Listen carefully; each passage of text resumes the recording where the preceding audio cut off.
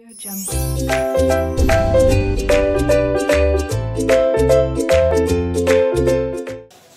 Students, welcome to RK knowledge channel. मैं Prem sir from RK classes. आप 12th standard maths 2 में probability distribution chapter देख रहे हैं। प्रोबेबिलिटी डिस्ट्रीब्यूशन चैप्टर में जो फर्स्ट एक्सरसाइज है उसमें मास फंक्शन के बारे में बात की गई है। मास फंक्शन वो होता है स्टूडेंट्स जहां पर कोई भी ऑप्शन छूटे ना।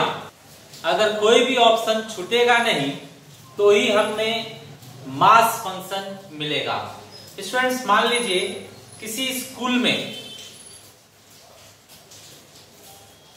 9th स्टैंडर्ड में 20% प्योरली फेल हो गए तो पास कितने परसेंट हुए? अब आप कहेंगे 80%। लेकिन स्टूडेंट्स प्योरली पास के अलावा एक और ऑप्शन होता है प्रमोटेड। कुछ और ऑप्शन भी होते हैं जिन्होंने एग्जाम ही नहीं दिया। तो सारे ऑप्शंस लेना है, कोई भी ऑप्शन छूटना नहीं चाहिए। अगर कोई भी ऑप्शन छूट गया तो आंसर सही नहीं आता। करेक्ट है स्टूडेंट्स? तो देखिए, दरवाजा बंद है या दरवाजा खुला है। हो सकता है दरवाजा न खुला हो न बंद हो, बीच में हो। हिरण्याकश्यप का केस ऐसा ही था ना। उसने ऑप्शंस पूरे नहीं समझ पाए, भीतर और बाहर कहा लेकिन बीच का तो भी पोजीशन हो सकता है। दिन और रात कहा लेकिन बीच का पोजीशन शाम का टाइम भी तो हो सकता है। तो इसी तरह से कोई भी ऑप्शन छूटना नहीं चाहिए। अगर सारे ऑप्शन आप एक साथ लेकर वर्क करोगे तो उसे मास फंक्शन कहा जाएगा। और मास फंक्शन के केस में प्रोबेबिलिटी का टोटल 1 आता है। जैसे परसेंटेज में टोटल करने के बाद 100 आना चाहिए, वैसे ही प्रोबेबिलिटी में मास फंक्शन को अगर प्लस किया जाए तो 1 आता है। अगर 1 आ रहा है तो ही सही है, नहीं तो रॉन्ग है। तो अभी देखिए स्टूडेंट्स, एक क्वेश्चन हमारे सामने। X means what? Difference between numbers of heads and numbers of tails when a coin is tossed 6 times. अगर आप एक कॉइन को 6 बार उड़ा रहे हैं तो कितनी बार हेड आएगा, कितनी बार टेल आएगा, उनके नंबर में जो डिफरेंस है उसे हमें बताना है। कोई भी ऑप्शन छूटना नहीं चाहिए, सारे आपको ढूंढकर बताने हैं। तो चलिए देखते हैं। मान लीजिए यहां पर सॉल्यूशन में हम 2 कॉलम बना लेते हैं। Number of heads and number of tails. Students हो सकता है आपने 6 बार कॉइन उड़ाया तो नंबर ऑफ हेड्स एक भी नहीं आया। हर बार 6 के 6 बार टेल्स आए, मतलब कितने टेल आपको मिले? 6 टेल। क्या हो सकता है आपको एक हेड मिल गया और 5 बार टेल्स मिला था। क्या हो सकता है आपको हेड 2 बार उड़ाने पर मिला और बाकी 4 बार आपको टेल मिला। या हो सकता है हेड 3 मिला और टेल 3 मिला। या हो सकता है 6 बार उड़ाने पर हेड 4 बार मिला और टेल 2 ही बार मिला। या हो सकता है हेड 5 बार मिला और टेल 1 ही बार मिला। या हो सकता है हेड 6 के 6 बार मिला और टेल मिला ही नहीं, मतलब 0। अब डिफरेंसेस देखा जाए, डिफरेंस बिटवीन। तो डिफरेंसेस, जो डिफरेंस होगा इन दोनों के बीच में वही होगा x। तो देखा जाए डिफरेंस 0 - 6 कितना हो रहा है? -6। 1 - 5 -4। 2 - 4 -2। 3 - 3 0। 4 - 2 2। 5 - 1 4। 6 - 0 6। तो हमारे टोटल जो x के आंसर आए वो ये आए। तो क्वेश्चन क्या था, x differences between number of heads and number of tails when a coin is tossed 6 times। तो 6 बार उड़ाने के बाद आपको ये परिस्थिति हो सकती है जिसके अंदर x के वैल्यू ये आएंगे। तो फाइनली आंसर में आप लिख सकते हैं, आंसर x is -6 -4 -2 0 2 4 and 6, ये आपका आंसर है। Okay students, now students question number 2। यहां पर स्टूडेंट्स एक अर्न मतलब बॉक्स में 5 रेड एंड 2 ब्लैक बॉल्स हैं। 5 रेड एंड 2 ब्लैक बॉल्स हैं। उनमें से रैंडमली बिना देखे 2 बॉल निकाला गया। 2 बॉल निकाला गया तो ये लोग बोल रहे हैं 2 balls are drawn, then X denotes number of black balls। तो आपने आंख बंद करके 2 बॉल निकाला है तो उसमें X मतलब ये माना जाएगा कि कितने ब्लैक बॉल हाथ लगे। तो आपने बॉक्स में समझ लिया है कि 5 रेड बॉल हैं और 2 ब्लैक हैं। फिर आप आंख बंद करके उसमें से कोई भी 2 बॉल निकाल रहे हो, फिर आंख खोलकर देख रहे हो कि इसमें कितने ब्लैक बॉल आए हैं। तो हो सकता है कि ब्लैक बॉल एक भी ना आया हो सकता है कि ब्लैक बॉल एक आ गया, या हो सकता है 2 का दोनों हाथ में ब्लैक बॉल ही आ गया। करेक्ट है। तो ये आपके टोटल ऑप्शन होंगे, या तो 0 ब्लैक बॉल, या तो 1 ब्लैक बॉल, या तो फिर 2 का दोनों ब्लैक बॉल। करेक्ट, इसके अलावा और कुछ नहीं हो सकता। करेक्ट। तो यहां पर देखिए the possible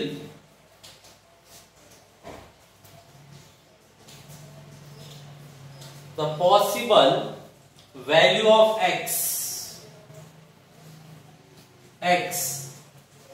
the possible value of x, आप क्या कीजिए 2 कॉलम बना लीजिए, रेड एंड ब्लैक। हो सकता है आपने 2 बॉल निकाला तो उसमें से 2 का दोनों रेड रहा हो, ब्लैक रहा ही ना हो, 0। या हो सकता है हाथ में 1 रेड लगा और 1 ब्लैक आ गया, या हो सकता है रेड नहीं हाथ लगा, 2 का दोनों हाथ में ब्लैक ही बॉल आ गया। करेक्ट। तो ब्लैक ही हमारे लिए क्या है, x denotes number of black balls, मतलब ब्लैक बॉल्स ही हमारे लिए x है। तो यहां पर लिखेंगे देयरफॉर x का वैल्यू हमने ढूंढ निकाला 0 1 2 0 1 2, बस, इसके अलावा और कुछ नहीं हो सकता, और हमने कोई भी ऑप्शन छोड़ा भी नहीं है। Correct students question number 3। इसके अंदर स्टूडेंट्स हमें पहचानना है कौन सा एग्जाम्पल प्रोबेबिलिटी मास फंक्शन है और कौन सा नहीं। तो प्रोबेबिलिटी मास फंक्शन के लिए 2 रूल है। प्रोबेबिलिटी का प्लस करने के बाद 1 आना चाहिए, और प्रोबेबिलिटी किसी की भी निगेटिव नहीं होनी चाहिए। तो चेक कीजिए, यहां पर तो निगेटिव नहीं है। ओके, प्लस करने पर चेक कीजिए कितना आ रहा है, 1 आ रहा है। तो यहां पर बोलेंगे सिंस समेशन ऑफ px का टोटल मींस प्रोबेबिलिटी का टोटल 1 है, therefore it is a probability mass function. Probability mass function. Okay, अब यहां पर देखिए निगेटिव आ गया ना, तो बस प्लस नहीं करेंगे, 1 में फेल हो गया तो फेल। तो यहां पर क्या लिखेंगे, since probability of 3 is less than 0, negative probability x is equal to 3, मतलब जब x का वैल्यू 3 है तब प्रोबेबिलिटी क्या है, 0 से कम है, मींस निगेटिव है। तो यहां पर बोलेंगे therefore it is not a probability mass function.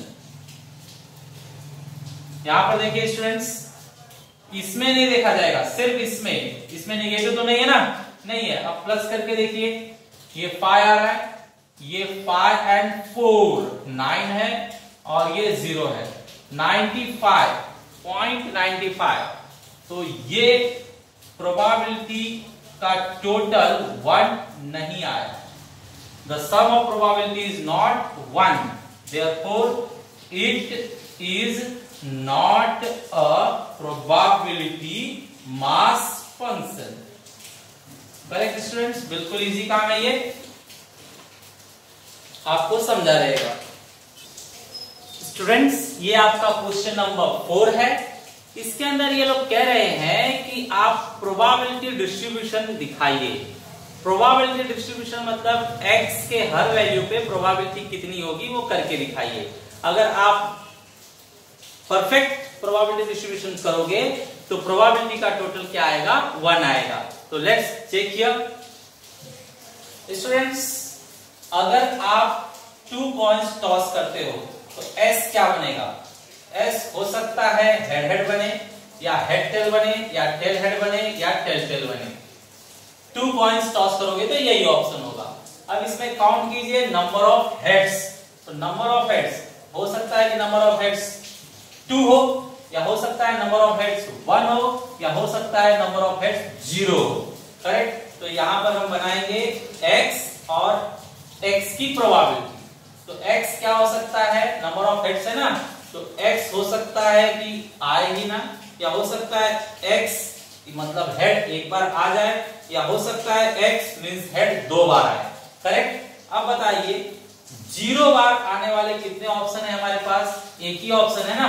तो यहां पर हम दिखाएंगे कि ये सिर्फ एक ही ऑप्शन दिखा रहा है, टीटी मींस यहां पर जो है प्रोबेबिलिटी जो होगा ये यहां पर सेट बनाते हैं table.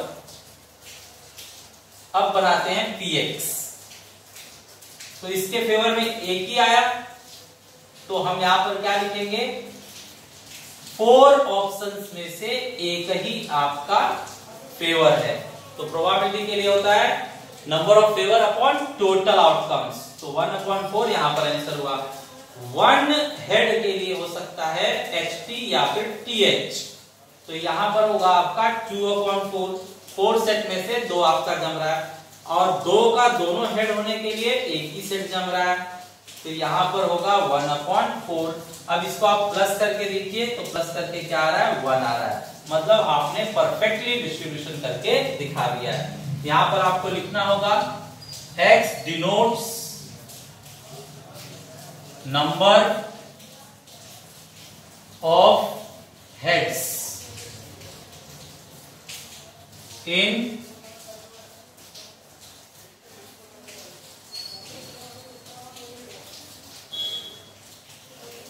Two tosses of a coin. Correct?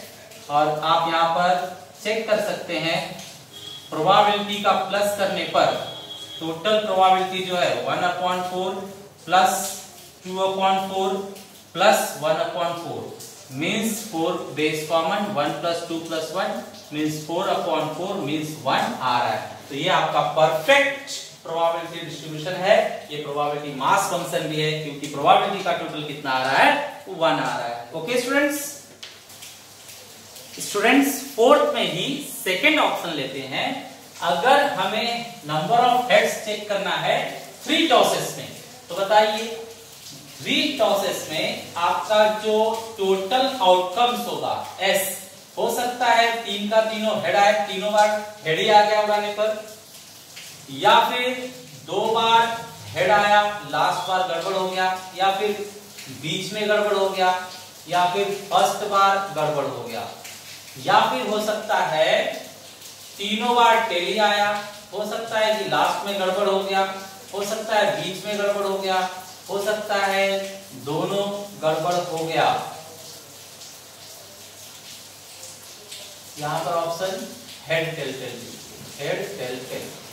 Okay, देखिए अगर आप 3 कॉइन्स उड़ा रहे हैं तो टोटल 8 ऑप्शंस बनेंगे, इसके अलावा और कोई ऑप्शन नहीं बनेगा। Head head head head head tail, head tail head, head tail tail, tail से शुरुआत करके tail tail tail, tail tail head, tail head tail, tail head head.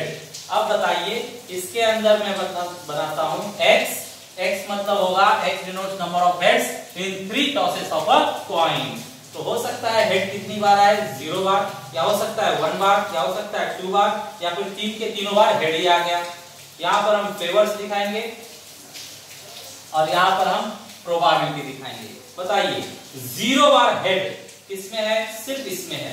तो हमारे पास टेल टेल टेल ऑप्शन है एक ही, जिसके अंदर 0 बार हेड है, मतलब एक ही ऑप्शन मिला कितने में से 8 में से। 1 टाइम्स हेड चाहिए, तो हेड 1 टाइम किसमें है, यहां पर है हेड टेल टेल, और 1 टाइम हेड इसमें है टेल टेल हेड, और 1 टाइम हेड इसके अंदर है। तो यहां पर 3 ऑप्शंस हमारे पास फेवर में है, तो 3 अपॉन टोटल मींस 3 अपॉन 8। 2 बार हेड कहां पर है, एक यहां पर है, 2 बार हेड एक यहां पर है, 2 बार हेड यहां पर है, 3 हेड हेड। तो यहां पर भी फेवर में कितने आए, 3 आए, तो 3 अपॉन 8। लास्ट 3 का तीनों हेड, एक ही ऑप्शन है हेड हेड हेड, 3 का तीनों हेड, तो एक ही आपके फेवर में है मींस 1 अपॉन 8। अब जरा चेक कीजिए, 1 upon 8 plus 3 upon 8 plus 3 upon 8 plus 1 upon 8, जितनी भी प्रोबेबिलिटी है सारे प्रोबेबिलिटीज के प्लस करने के बाद चेक कीजिए 1 आता है क्या, 1 plus 3 plus 3 plus 1, 8 upon 8 means ये 1 आ रहा है, 1 आ रहा है, दैट मींस आपका प्रोबेबिलिटी डिस्ट्रीब्यूशन फंक्शन परफेक्ट है और ये प्रोबेबिलिटी मास फंक्शन भी है। Okay students, thanks for attending lecture, thanks for watching the video.